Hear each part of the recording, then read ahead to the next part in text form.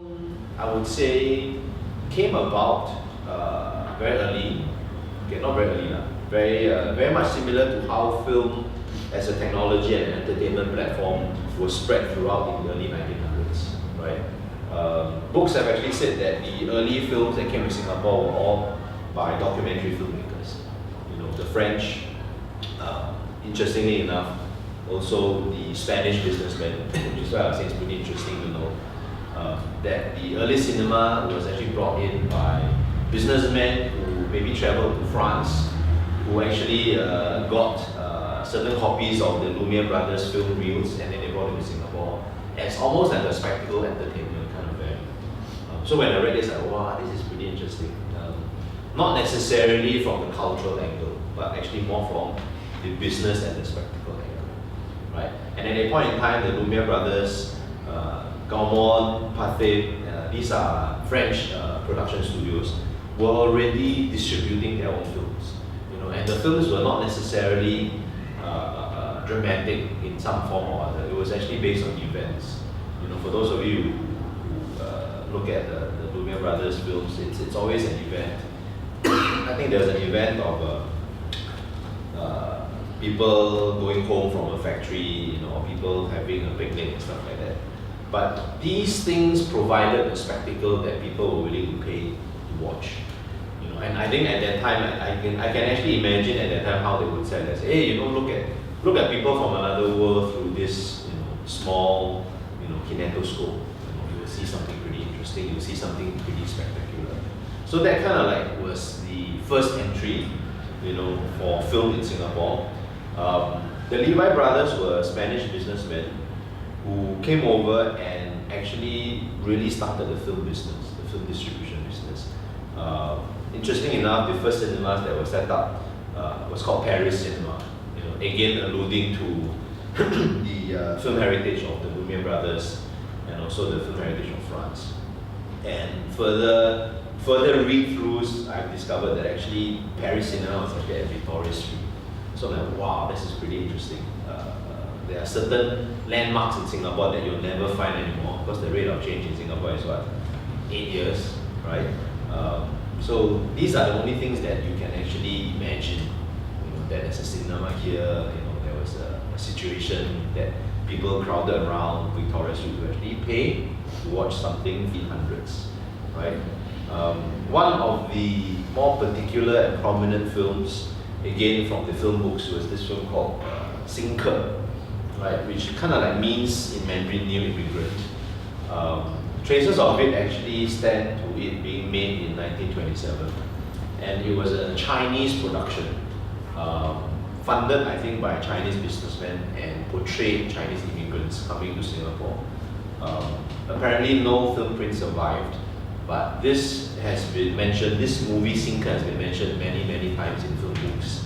And when I realized it and I read about it, I'm like, okay, this might be something interesting from the storytelling angle. You know, someone must have wanted to document, you know, the plight or the adventure of a new immigrant coming to Singapore to do business or to work as a coolie, etc., etc. So probably it did pretty well. Unfortunately, there was no print actually available. This would be interesting to actually show as SG50, but this is probably SG75 or SG100 from that time until now, right? Another pretty prominent film is this film, which will be again mentioned because this film called Layla Majnun is known and documented to be the first prominent Singapore film ever produced in Singapore. It was released in the theatres in the 1930s, and I think for those of us who kind of have heard about it, it's actually based on a folktale, right? And it's a typical Romeo and Juliet story. You know, star-crossed lovers. I think the guy is of a lower social class, falls in love with, you know, either a princess or a rich girl. Obviously, it didn't work out. You know, the guy actually was so heartbroken that he was mad, and you know, it ends. You know, it doesn't end well. The interesting part about this is that it was actually packaged pretty well. The actors were all bangsawan stars. Bangsuan is a form of correct me if I'm wrong again, it's a form of a kind of like a Malay opera kind of singing, right? So they packaged it in such a way whereby these people starred in this film. It was formally brought into Singapore as an Urdu film. You know, it was an Indian film, but it was so successful that the producers in Singapore actually remade it, right, into Malay language, and then they remade it again in 1962, if I'm not wrong, with Chinese subtitles to actually get, you know, the Chinese audience in. And I mean, who doesn't like a tragic love story? You know, again, when you link up with the idea that film is really cultural entertainment, really about ideology. I mentioned that the initial entry for film in Singapore were all foreign documentarians bringing their films to Singapore, realizing that they can actually do a business by showing, you know, foreign films, buying over cinemas, making their own films. So film became a natural film production. I would say became a natural progression, right, to making money, you know, from moving images for cinema films. So again, you can actually probably imagine that, you know, the person that brought in the films realized, hey, wait a minute, I can actually make films myself, and hence they brought forth making and producing films. We cannot refute the contributions of the Shaw brothers, who came from Shanghai in 1924 to actually make films. Again, I mentioned Laila Majnun as a landmark. Two other earlier films that were produced in Singapore, interestingly enough, were two films made by foreigners. One is called White Pearl, and one is called Semarang. Semarang translates roughly to Shark Woman or something like that, and it spoke about certain adventures of foreign sailors who actually interacted with, you know, local women who didn't wear a lot, who were very passionate, so on and so forth. So there's a bit of I would say, I wouldn't say sleaze, but there's a bit of selling Singapore as an exotic location, selling Singaporeans, you know, as exotic people, you know, to the general market. These are some of the interesting people that, again, I would highly encourage you guys to explore and get to know. Again, this being a snapshot, we could actually go very in depth to talk about these people, especially actually P. Ramlee, in fact. So the first guy that I mentioned, Bada Singh Rajans, is a director from Calcutta, India, who actually came to Singapore to actually make films. And he directed pretty major films at that time. B.N. Rao, again, a very famous name around the early Singapore cinema circuit. And he's attributed to actually be the director and the filmmaker for a lot of the Pontianak films. You know, I'll mention the Pontianak films later. Maria Manado is an actress, again very prominent at that time for the genre that she participated in, and she also acted in many early Singapore films in the 30s and 40s. Again, one cannot refute this name P. Ramlee. For those of you who have heard his name before, he's a very prominent figure in the Singapore and Malaysian film industries. And the best part is, when you look at the Malaysian film books, they say that he's actually Malaysian. When you look at the Singapore film books, they say he's actually Singaporean. I'm not too sure, but there's a whole tussle, right? P. Ramlee is extraordinary. He's an actor, he's a singer, he's a producer, he's a director, he's a writer. And let's always pay tribute to the Shaw brothers, who were studio producers, who kind of like led the charge together with Cathay to make films in Singapore. And I mean, imagine a time in Singapore where we could fund, make, create, market and distribute our own films with a captive audience. And that was the studio system, you know, in the early 40s, 50s and 60s, which I think it's a far cry now. I mean, I think in terms of Singapore cinema now, everybody is an independent person trying to really get things done. Producers and distributors have actually kind of like separated, but we are hoping that things will change with that, with time and with some successes. Shaw Brothers, yes, studio producers. Cathay's Lo Wanto, also a family name, then also a studio producer. What I call the Nasantara period of the 50s and 60s, whereby in the entire Singapore system of producing films, right, there was a dominance of Malay language films. Dominant because I think in terms of the population that was interested in this kind of entertainment were a lot of the Malay speaking crowds, right? The directors, interestingly enough, were actually not from Singapore, predominantly were from Philippines and also India. B.N. Rao is mentioned again, and also this person called Raymond Estella, which actually did, I think, 2 or 3 of the more prominent Pontianak films. Studio system in Singapore was rampant. You know, Shaw was the one that actually made a lot of movies, Malay movies actually. Cathay Cruise also followed through, and I think at this point in time it was a booming thing because it was really, really profiting. You know, people wanted to watch local films in the sense. You know, this was a prominent pastime that we had, whereby you would actually just go and watch, you know, something in the cinema, and then you go further down into the 60s. There's a slow rise of prominence.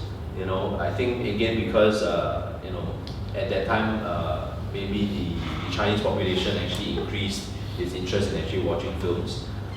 So there was a slight, you know, growth in the Chinese cinema, right? And Shaw and Cathay were very, very major studios already, and they decided to go outbound.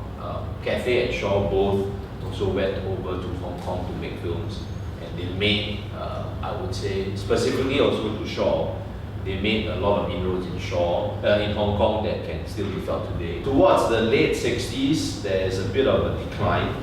I would actually attribute this decline of mass entertainment to, I guess, our political strife. Maybe it wasn't good to go out. Maybe there are more important things to actually think about: progress, finding housing, social care, health, etc., etc. So this was the beginning of the decline. And Shaw closed its studios in Jalan Ampas pretty early in 1967. Cathay closed their productions in the 1970s. So that kind of like, you know, sealed the fate of the studio system in Singapore. We shut off production in 1976, and from then on it was all Hollywood. But these were little interesting sparks of a Singapore presence in cinema, right? The International Film Festival came about in 1987. We'll talk a bit more about that in the next session. The Film Society, which I personally discovered, has actually been around since 1958. I wasn't aware of that, but personally for me, again, growing up in the 80s and 90s, I thought the Film Society was pretty rampant then, which actually organized film screenings and film critiques to talk about films. And in the early 90s, saw the rise of the Cineplex. If you remember, as I mentioned, traditional cinemas were just one building with one hall with the back stalls, which is the ground seating, and your circle sitting. Right. The multiplex idea was to actually have one entire cinema building split up into several cinemas, and this happened in the, I believe, 1991 or 2 with the opening of Golden Village Yishun. Anybody remember that? Yishun 10, which is this 10 cinema complex in Yishun, was the biggest, most happening thing in the 90s because it was Singapore's first multiplex cinema, which meant one building with 10 cinemas, and of course other things followed. Golden Village did Bishan with 6, they did other places, and then Shaw followed and stuff. So the Cineplex concept of having multiple cinemas kind of like spurred on the new business structure for films. And we had an interesting film called Medium Rare, 1991, very, very interesting film. Again, tapping on the zeitgeist of that time. Medium Rare was a story about horrendous religious torture killings of children, which is known as the Adrian Lim case, right? And movie makers also decided to remake the film as Medium Rare. It's a true story about one man and 2 women who kidnapped and tortured children, apparently for religious offerings. They were caught and they were put to death. And Medium Rare was a revisit at the entire crime and the entire situation. Bugis Street came along. Bugis Street, you know, down the road, right, also depicted the history of Bugis Street, which was more known as a place for drinking, enjoyment parties with foreign sailors coming in. And Bugis Street at that time also had a very huge transgender culture. It was also featured in the movie and kicked off independent filmmaking also. We also have a movie called Mee Man, which some of us feel that it kind of like gave the signature of the first wave of Singapore independent cinema that came about. That was a resurgence. The film festival came about in 1987. I think we have to attribute a lot of, I would say, again, being a film person and growing up at that time, we attribute a lot of our world film knowledge to the film festival, because the film festival was the only place where we could watch world cinema, which meant non-Hollywood cinema. Programming was alternative. The film festival also kind of like were the first people to introduce awards, to the film community in Singapore, with the Silver Screen Awards. And actually, the film festival in Singapore is attributed to start off a lot of careers of the Indonesian filmmakers, the Thai filmmakers, the Filipino filmmakers, and certain Hong Kong filmmakers. If you ask the current prominent and the older generation of Southeast Asian filmmakers, they will all attribute the SIFF, the Singapore International Festival, to be the place that they were discovered. And they pay really, really special tribute to Singapore International Film Festival. And I thought that's pretty, really interesting to know too. The film festival also introduced the Short Film Awards, which encouraged a lot of young filmmakers to make short films and to actually enter them. And of course, from then until now, short films has actually spurred on to many, many other film festivals. The early waves, right? Some of the films here, I'm trying to show trailers of them. We have 12 Stories. We have Teenage Textbook, Road Less Traveled, God of Dog, Eating Air, City Sharks. I would think that these are still available in the nooks and corners of maybe the Singapore libraries or even some DVD shops. 12 Stories is Eric Khoo's 12 Stories is Eric Khoo's second film. Again, very, very much HDB heartland, about the 12 stories that we live in HDB heartland. Teenage Textbook was interesting because Teenage Textbook was adapted from a book called Teenage Textbook. It's a love, teenage romance, coming of age, interesting storyline, also very, very commercial start in the heyday, the handsome guys and the hot babes of that era. Did pretty well. Road Less Traveled was a Chinese film, a Mandarin film. I was also involved with it in a very small way. It was kind of like a Chinese folk song film whereby we paid tribute to Xing Yao. I don't know how many of you know Xing Yao, right? It's again one of those things whereby you follow a group of young Singaporeans and they wanted to pursue art and their parents don't want to allow them to pursue art and so on and so forth. But it was practically paying tribute to Chinese language folk songs, Chinese language pop songs of that era. If you watch Girl in the Pinafore, those of you who have seen Girl in the Pinafore, you'll realize it is so similar. When you watch Girl in the Pinafore, which is the most recent Singapore film, also about the Chinese folk song era, there's so many similarities. I was quite shocked. God of Dog is interesting to talk about, and God of Dog, among all these, is the hardest to find. I think I do not think that this movie is around anymore. I don't know where is the print. But God of Dog is a remake of, guess what? Of Medium Rare. And Medium Rare was the serial killer film that was about a serial killer, a real serial killer in Singapore, which was the early film in 1991. It was actually remade in 1997 as God of Dog. But this one was a Mandarin language film, a Chinese language film. Showed in the festival, showed in the cinemas. The production company actually closed down, so I really don't know where is the print. But this is an interesting film to watch because it sensationalized the entire serial killing. Right? It put in a lot of, I would say, Chinese elements of unrequited love, some kind of seduction, a god complex, which hence the title God of Dog, because it kind of like told the story from the serial killer's point of view, that he thought he was actually basically a godlike creature helping everybody as a Chinese medium. I mean, the dog element is there, you get to kill people and stuff like that. So it was a very, very different take on medium rare. I'm just waiting for some academic person to really do a compare and contrast, but really good luck on finding the film. I think they're very interesting films, but very, very hard to find because it's practically lost. Okay, Eating Air, definitely worth mentioning, right? It's a road movie film made by Kelvin Tong. Kelvin Tong's first film actually. Kelvin Tong is a pretty prominent filmmaker now. And it was kind of like a teenage coming of age film, but it's a road movie. It also discovered a lot of new talents, right? For those of you who remember Michelle Chong, now she's a filmmaker herself. She had the first cameo role in this, and to me, I think it's actually her best work so far. Yeah, in terms of cinema, she has very, very good comic timing in this one. City Sharks also worthy to talk about.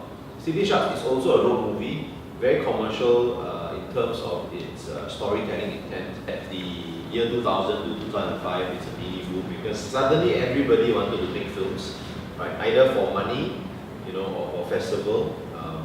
Most of these films that I'm talking about were actually commercially released.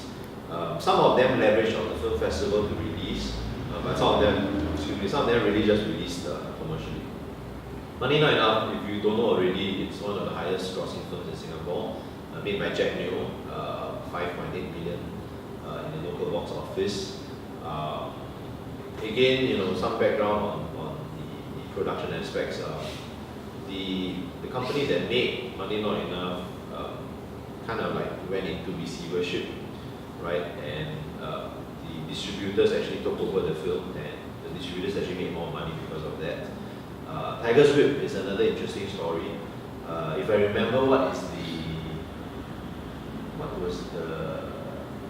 the tagline for Tiger's Whip, maybe as the name implies, you might know that it's about sexuality.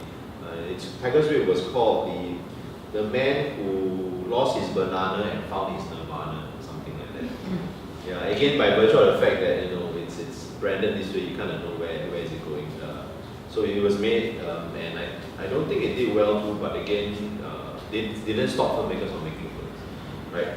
Where I got a problem was also another film made during this era, and it was about the financial crisis, also taking a very comedic kind of feel to it.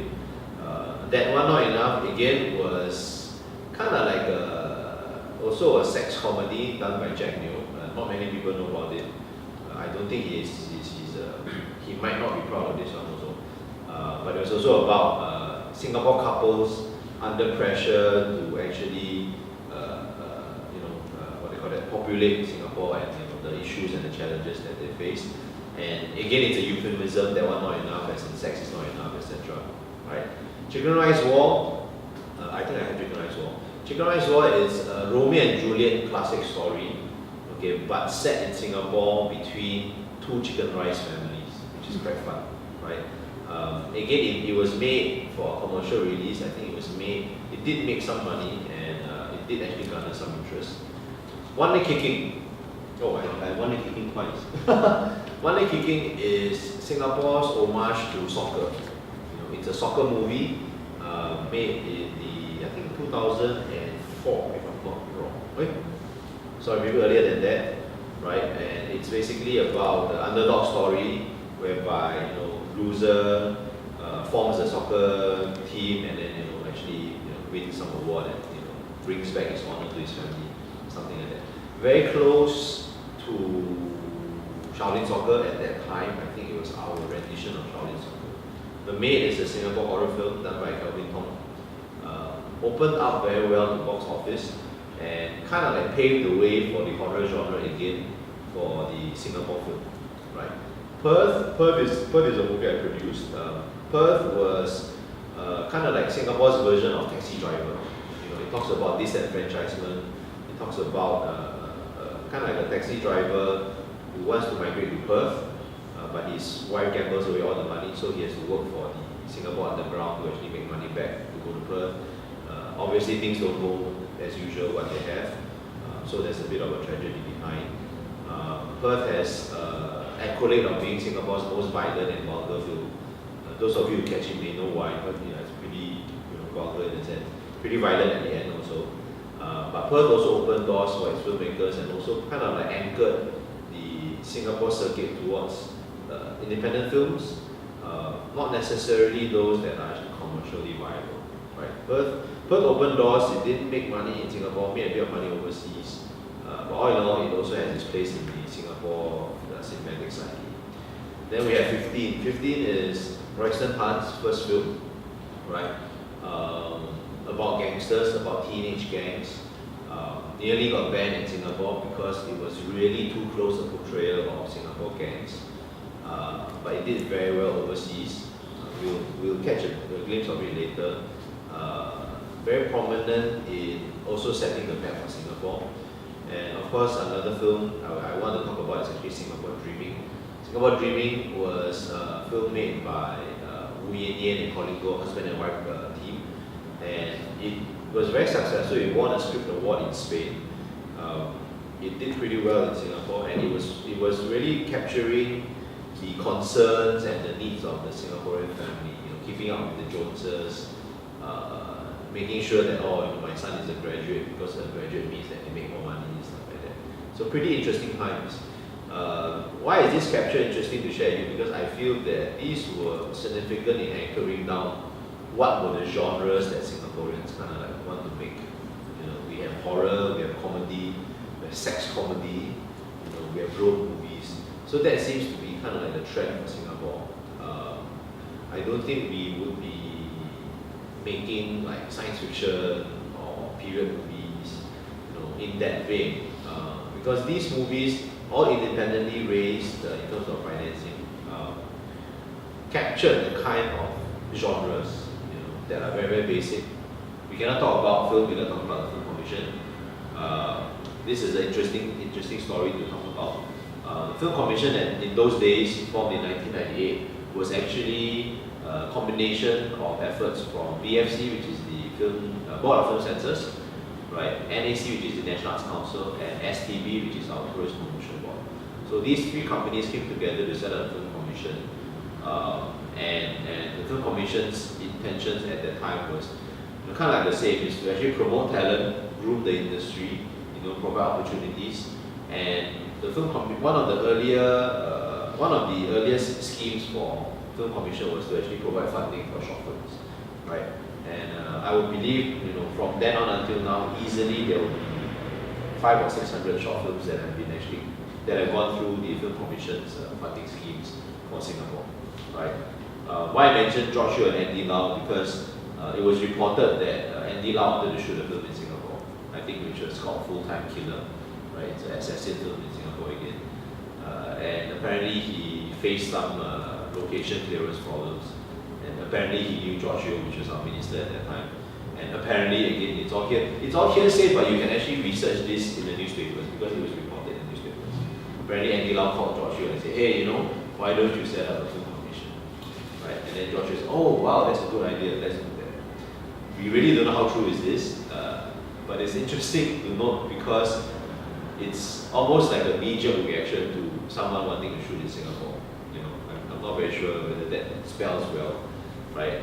The Film Commission went on from 1998 to 2001, and from 2001 onwards, it actually merged to form the Media Development Authority of Singapore, which is kind of like the leading agency for creative industries, for media and audiovisual.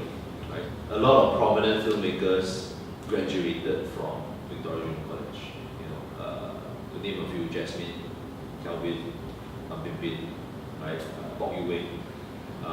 National Arts Council also started their scholarships, where a lot of prominent filmmakers also went and got their scholarships from there. Sandy Tan, Jasmine. Baharuddin Institute. Baharuddin Institute has a very, very interesting heritage. It was set up in 1969. It was actually a craft school to teach carpentry, cloth, dressmaking, later on evolving into graphic design.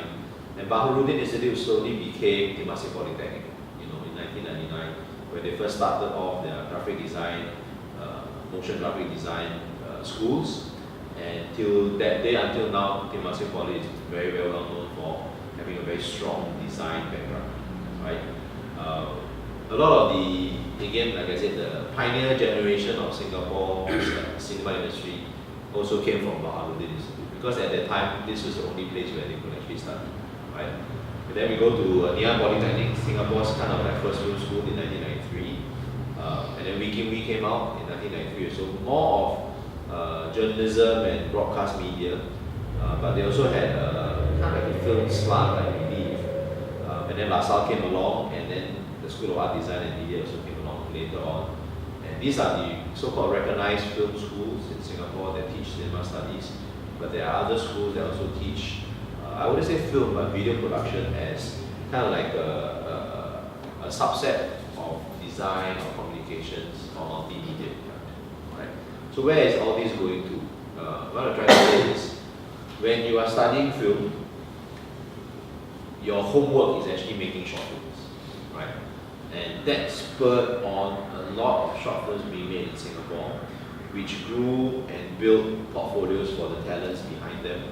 And as I mentioned just now, every worthy filmmaker that is actually practicing his craft now has actually made short films. And short films are really, really an interesting genre to explore, because you can almost trace a filmmaker's directing skill or just storytelling skill based on the short films that they do, right? So what is short film? This is just a capture. Short films usually are less than 45 or less than 30, or most of the time less than even 15 minutes. Why is there a certain different bracketing? Is because some film festivals and some TV stations regard short films differently. TV stations do not like to program short films more than 30 minutes because they can't really put it in place.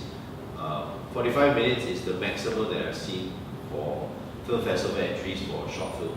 Right? But usually a short film really just means, do the story as short as possible, maybe 15 minutes or less.